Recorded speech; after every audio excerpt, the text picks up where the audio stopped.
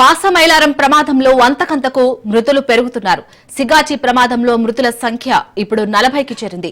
ధృవ ఆసుపత్రిలో చికిత్స పొందుతూ మరొకరు చనిపోయారు. మృతుడు మున్మున్ చౌదరిగా గుర్తించారు. మరోవైపు ప్రమాద స్థలిలో శిథిలాల తొలగింపు ప్రక్రియ కొనసాగుతోంది. 6వ రోజు కూడా ఎస్డీఆర్ఎఫ్ హైడ్రా సిబ్బంది ప్రమాద స్థలిలో శిథిలాల తొలగింపు ప్రక్రియను కొనసాగిస్తోంది.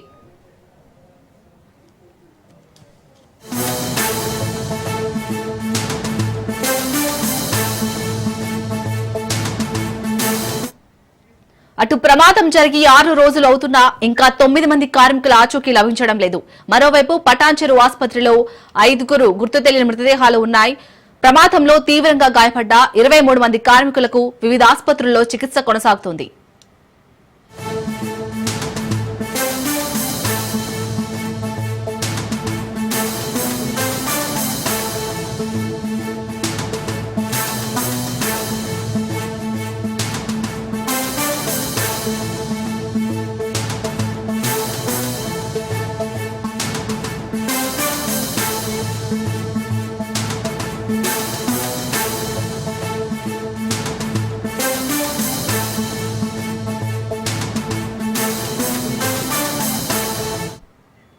పాసమైలారం ప్రమాదంలో అంతకంతకు మృతులు పెరుగుతున్నారు.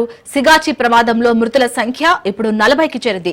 ధృవ ఆసుపత్రిలో చికిత్స పొందుతూ మరొకరు చనిపోయారు. మృతుడు మున్మున్ చౌదరిగా గుర్తించారు. మరోవైపు ప్రమాద స్థలిలో శిథిలాల తొలగింపు ప్రక్రియ కొనసాగుతోంది. 6వ రోజు కూడా ఎస్డీఆర్ఎఫ్ హైడ్రా సిబ్బంది ప్రమాద స్థలిలో శిథిలాల తొలగింపు ప్రక్రియను కొనసాగిస్తోంది.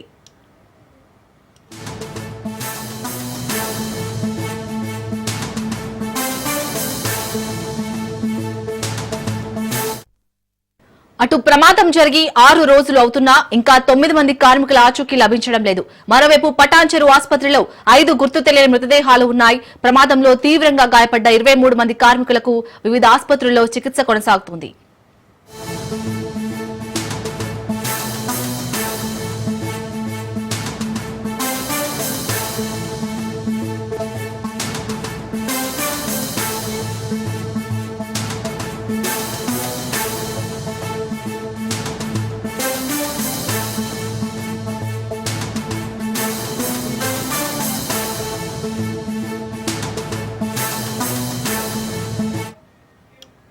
సిగాచి ప్రమాదంలో ఇప్పటికైతే 40 మంది మృతి చెందినట్టుగా తెలుస్తుంది. దీనిపై పూర్తి డీటెయిల్స్ మా ప్రతినిధి రాజు అందిస్తారు. రాజు, మొత్తానికి ప్రమాదం జరిగి 6 రోజులు అవుతుంది. అయినా కానీ ఇంకా 9 మంది కార్మికుల ఆచూకీ అయితే లభించడం లేనట్టుగా తెలుస్తుంది. అప్డేట్స్ దీనికి సంబంధించి సిగాచి కంపెనీలో రెస్క్యూ కొనసాగుతుంది. ఇప్పటికీ ఇంకా ఒకసారి పూర్తయినప్పటికీ మరొకసారి కూడా రెస్క్యూ ఈ రోజు ఉదయం మళ్లీ ప్రారంభించారు అధికారులంతా కూడా.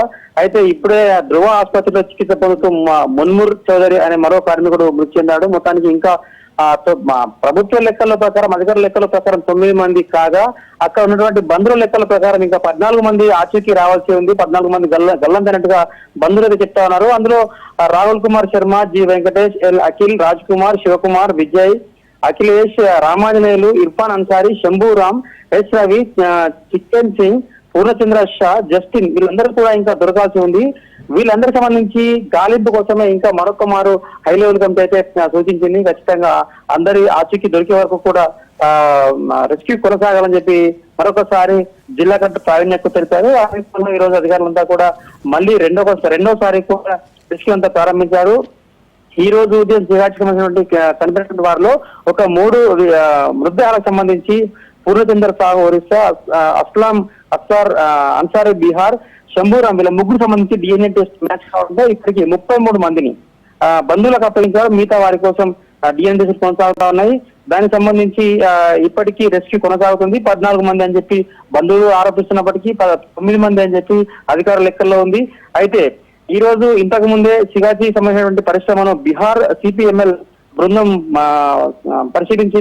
సందర్శించింది. బీహార్ రాష్ట్రం కరెక్టెడ్ ఎంపీ రాజారాం సింగ్ కీలక వ్యాఖ్యలు చేశారు. ఆయన తన బృందంతో భద్రతా ప్రమాణాలు అసలే పాటించలేదు.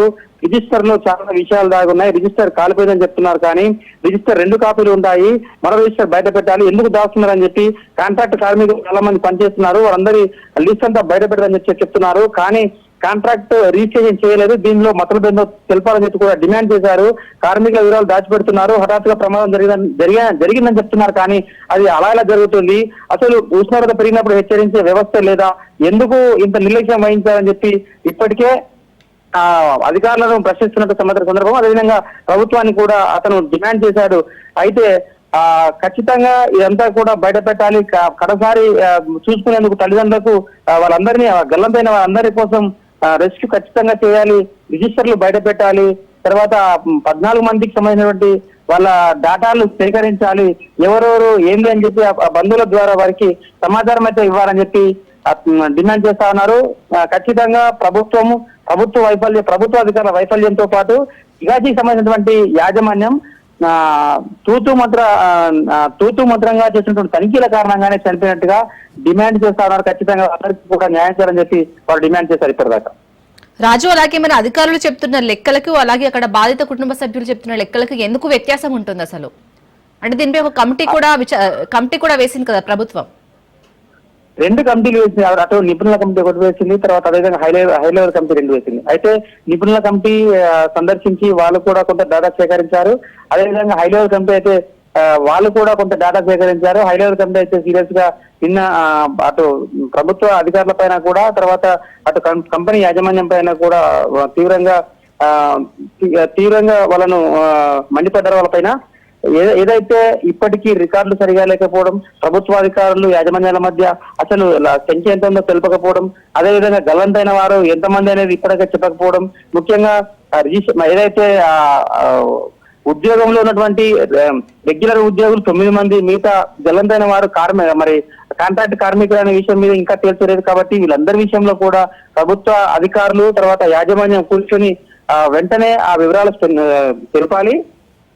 ఆ వివరాలకు సంబంధించినటువంటి విషయాన్ని కూడా పూర్తిగా వాళ్ళకు బంధువులకు చెప్పాలని చెప్పి ఇప్పటికే వాళ్ళు చెప్పిన పరిస్థితి. అయితే కాంట్రాక్ట్ ఉద్యోగులు తర్వాత రెగ్యులర్ ఉద్యోగులు అసలు ఎంతమంది ఉన్నారో లెక్క లేదు.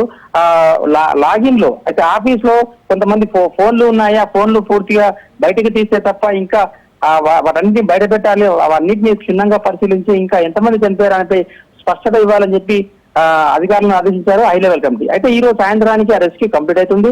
రెస్క్యూ కంప్లీట్ అయిన తర్వాత మరొకసారి ఏమైనా అక్కడ మాంసం ముద్దలు కానీ, బొక్కలు కానీ, లేకపోతే వారికి సంబంధించినటువంటి ఐడి కార్డులు కానీ, ఇంకా ఇతరత్ర ఏమైనా దొరుకుతాయా, దొరికిన తర్వాత ఎంతమంది మిస్ అయ్యారు, ఇంకా మనం ఎంతమందికి మొత్తం మృతుల చెందిన వారి సంఖ్య ఎంతమందిని తెలపాలనే వివరాలు పూర్తిగా తెలపాలనే విషయంలో కూడా అధికారులు తట్లపరిచిన అవుతా ఉన్నారు. కాబట్టి ఇప్పటికి 39 మంది నుంచి 40 వరకు, ఇప్పటి వరకు అయితే 40 మంది వరకు చనిపోయారు.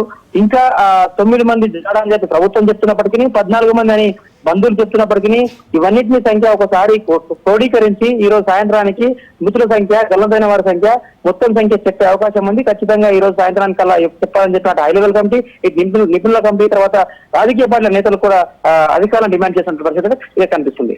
Right, thank you Raju.